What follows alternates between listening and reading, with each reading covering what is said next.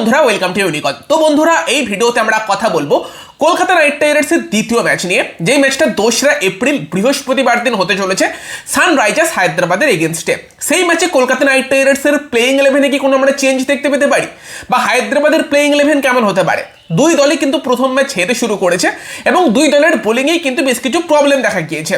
এবং যখন কোনো টিম হেরে শুরু করে, অপশান থাকলে সমর্থকেরা আলোচনা শুরু করে দেয় যে এই প্লেয়ারের বদলে আমরা এই প্লেয়ারকে আনলে ভালো হয়, এটা করলে ভালো হয়। তো সেই সব আলোচনা চলছে, তো আমরা সেটাই এই ভিডিওতে ডিসকাস করব যে কি কি চেঞ্জ করলে করা যেতে পারে, চেঞ্জ করা ঠিক হবে কিনা কেকেআর বনাম হায়দ্রাবাদের সেই ম্যাচ নিয়ে। তো লাস্ট অব্দি দেখতে থাকো, ইন্টারেস্টিং ভিডিও হবে। ভিডিওটা ভালো লাগলে ভিডিওটাকে লাইক করে দিও, শেয়ার করে দিও, আর আমাদের চ্যানেলে প্রথমবার এলে আমাদের চ্যানেলটিকে সাবস্ক্রাইব করে তার পাশের বেল আইকনটাকে অন করে দিও।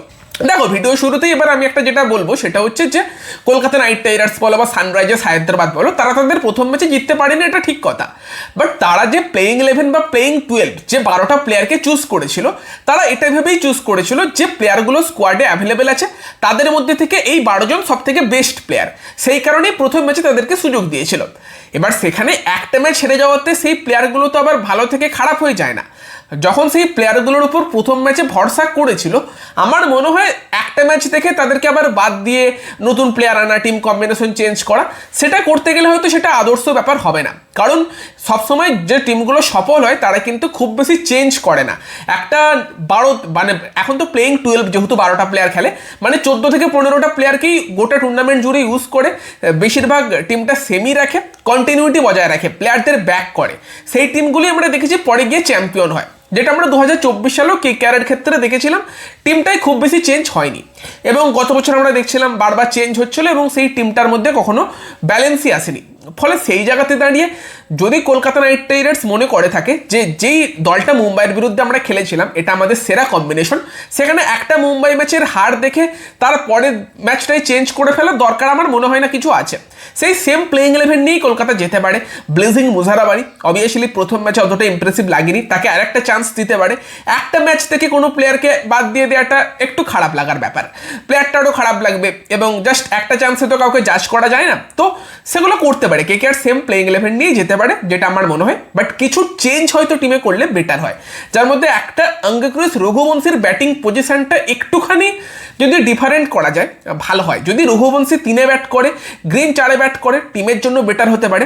আমি বলবো ব্যাটিং পজিশনের থেকেও এন্ট্রি পয়েন্টটা বেশি ইম্পর্টেন্ট। আগের দিন রঘুবংশী যে জায়গাতে ব্যাট করতে এসেছিল সেখানে শুরু থেকেই মেরে খেলার দরকার ছিল, বাট রঘুবংশী কিন্তু শুরু থেকে সেটা করতে পারেনি, কারণ সেটা তার ন্যাচারাল খেলাও না। সে কোনো পাওয়ার হিটার ব্যাটসম্যান না, ক্লাসিক ব্যাটসম্যান। তার মধ্যে পাওয়ার গেমটা অতটাও নেই যেটা হয়তো একটা ক্যামেরুন গ্রিনের মতো প্লেয়ারের মধ্যে আছে। তার একটু সময় লাগবে আই সেট হতে, তারপর সে বড় বড় হিট মারতে পারবে। তো সেখানে আমার মনে হয় রঘুবংশীকে এইভাবে ইউজ করা যেতে পারে। যদি প্রথম 3-4 ওভারের মধ্যে পাওয়ার প্লেতে উইকেট পড়ে যায়, রঘুবংশী 3-এ আসতে পারে, কারণ সেই জায়গাতে পাওয়ার প্লেটা সে কিছুটা পাবে এবং প্রথম দিকে সে কিন্তু যখন ফিল্ড রেস্ট্রিকশন থাকবে গ্যাপে মারতে পারবে। ফিল্ড রেস্ট্রিকশন কাজে লাগিয়ে 4-6 মেরে সে কিন্তু সেই সময় নিজের স্ট্রাইক রেটটাও বেশি রাখতে পারবে এবং যখন ফিল্ড রেস্ট্রিকশনটা শেষ হয়ে যাবে পাওয়ার প্লের পর, তখন তার কিছুটা আইসেট হয়ে থাকবে বড় বড় শট মারার জন্য।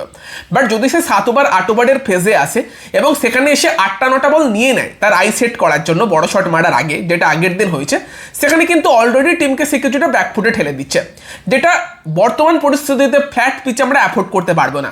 সেটাই হয়তো একটা 240 বা 220-এর মধ্যে ডিফারেন্স আগের দিন হয়ে গিয়েছিল। তো সেখানেই আমার মনে হয় যে এন্ট্রি পয়েন্টে এরকম রাখা যেতে পারে যে যদি পাওয়ার প্লের মধ্যে উইকেট পড়ে রঘুবংশী আসুক, পাওয়ার প্লের পর উইকেট পড়লে গ্রিন আসুক, ঠিক আছে, অসুবিধা নেই। 3 নম্বরে গ্রিন ব্যাটিং করুক, গ্রিনের মধ্যে পাওয়ার আছে, তার ওই ফিল্ড রেস্ট্রিকশন লাগবে না। তবে যদি 8 ওভার 9 ওভার সেই সময়ের আশেপাশের সময়ে গিয়ে যদি সেকেন্ড উইকেটটা পড়ে, গ্রিনের মতো প্লেয়ার আউট হয় বা রাহানের মতো প্লেয়ার একটা এন্ডে থাকে, সেখানে রঘুবংশীকে পাঠানোর মানে হয় না। রঘুবংশী রাহানে সেই জায়গাতে স্ট্রাগল করবে মিডিল ওভারে, সেখানে রিঙ্কুকে পাঠিয়ে দেওয়া যেতে পারে বা রমনদীপকে পাঠিয়ে দেওয়া যেতে পারে। এইভাবে কিন্তু একটুখানি এন্ট্রি পয়েন্টে চেঞ্জ করা যেতে পারে। রঘুবংশী রাহানে একসাথে যদি মিডিল ওভারে ব্যাট করে পাওয়ার প্লের পর, সেটা টিমের জন্য নেগেটিভ হতে পারে, যেটা আগেও বলেছি আবারও বলবো। আগের দিনও কিন্তু যতক্ষণ না পর্যন্ত রোহিত শর্মা এই ক্যাচটা মিস করেছে, রঘুবংশীর ব্যাট থেকে কিন্তু সেইভাবে খুব একটা কি বলবো যে ফ্লুয়েন্টলি রান কিন্তু আসছিল না, সেটা আমরা দেখতে পেয়েছি। তো রঘুবংশীর ব্যাটিং পজিশনটা একটু দেখার বিষয়। আর যতদিন না পর্যন্ত ক্যামেরুন গ্রিন বোলিং শুরু করছে, এই টিমটাতে প্রপার ব্যালেন্স আনাটাও শক্ত। এবার যদি কলকাতা ভাবে আমরা একটা চেঞ্জ করব, আমরা ব্লেজিং মুজারাবানির জায়গাতে সৌরভ দুবেকে ট্রাস্ট করব, করতেই পারে কলকাতা, কিন্তু সেটা সৌরভ দুবে কিন্তু প্র্যাকটিসে ভালো বোলিং করেছে, যদিও হ্যাঁ গতিটা কম, বাট প্র্যাকটিসে ইমপ্রেস করেছে। তো যদি আবার সেই চেঞ্জ করতে চায় সেক্ষেত্রে রবমান পাওয়েলকেও কিন্তু কেকেআর নিয়ে আসতে পারে, যে আমাদের লোয়ার অর্ডারে আরেকটা আমরা হিটার নিয়ে আসি, রবমান পাওয়েলকে নিয়ে আসি, তাকে অনুকূল অথবা তোমার রমনদীপের জায়গাতে খেলাই এবং ব্লেজিং মুজারাবানির জায়গাতে সৌরভ দুবেকে নিয়ে আসি। এই চেঞ্জ সেক্ষেত্রে কেকেআর করতে পারে। তবে অনুকূল আগের দিন ফিল্ডিং দারুণ করেছে, 2টো উইকেট অনুকূলের ফিল্ডিংয়ের জন্যই এসেছে, রিকেলটনেরটা, রোহিত শর্মারটা। ব্যাটিংয়ে রোল আসেনি, বোলিং একবার খারাপ করেনি। তো তবে তারপরও আই থিঙ্ক অনুকূল মেবি হায়দ্রাবাদের এগেনস্টে, যেহেতু হায়দ্রাবাদের টপ 3-তে 3জন লেফট হ্যান্ডেড ব্যাটসম্যান, দেন ক্লাসেনের মতো প্লেয়ার যেও লেফট আর্ম স্পিন ভালো খেলে, মেবি হায়দ্রাবাদ ম্যাচে কিন্তু ট্রাই করা যেতে পারে। আর হায়দ্রাবাদ ম্যাচটা কিন্তু বৈভব আরোরার জন্য একটা ভীষণ গুরুত্বপূর্ণ ম্যাচ হতে চলেছে, কারণ বৈভব আরোরা এখন এই টিমটার সব থেকে সিনিয়র বোলার। বাট সেই বৈভব আরোরা যদি কন্টিনিউয়াসলি স্ট্রাগল করতে থাকে তাহলে তো মুশকিল। তো সেখানে হায়দ্রাবাদ তার একটা ফেভারিট অপোনেন্ট, কারণ হায়দ্রাবাদের টপ 3-তে 3জন বাঁহাতি ব্যাটসম্যান থাকবে, আর বাঁহাতি ব্যাটসম্যানদের আরোরা বেটার বোলিং করে।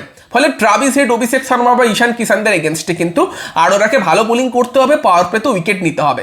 তো এই ম্যাচটা আরোরার উপরে ট্রাস্ট রাখবে টিম ম্যানেজমেন্ট আমার মনে হয়, এবং সেই জায়গাতে যদি সৌরভ দুবে আসে, সে হয়তো পাওয়ার প্লেতে একটা ওভার করতে পারে, মিডিলে করতে পারে, ডেথে করতে পারে, তার রোলটা ইম্পর্টেন্ট হতে পারে। তবে হ্যাঁ, কার্তিক ত্যাগী, হর্ষিত রানার রোলটা কিন্তু তাকে পালন করতে হবে। আগের দিন ভীষণই ইমপ্রেসিভ লেগেছে, মানে সব থেকে ভালো লেগেছে একটা 148 কিলোমিটার গতির বল ছিল যেটা নো বল হয়ে যায়, তারপর ফ্রি হিটটা রায়ান রিকেলটন পায়, সেই বলের গতি ছিল 122, মানে 26 কিলোমিটার গতির ডিফারেন্স দুটো বলের মধ্যে। দেখো কার্তিক ত্যাগী কিন্তু কিছু কিছু ম্যাচে মার খেয়েও যাবে, 4 ওভারে 50-55ও খাবে, বাট উইকেট তুলে দিতে পারে সেই ভরসাটা তাকে দেখে আসছে, যেটা অন্য খুব একটা বেশি বোলারকে দেখে আসছে না।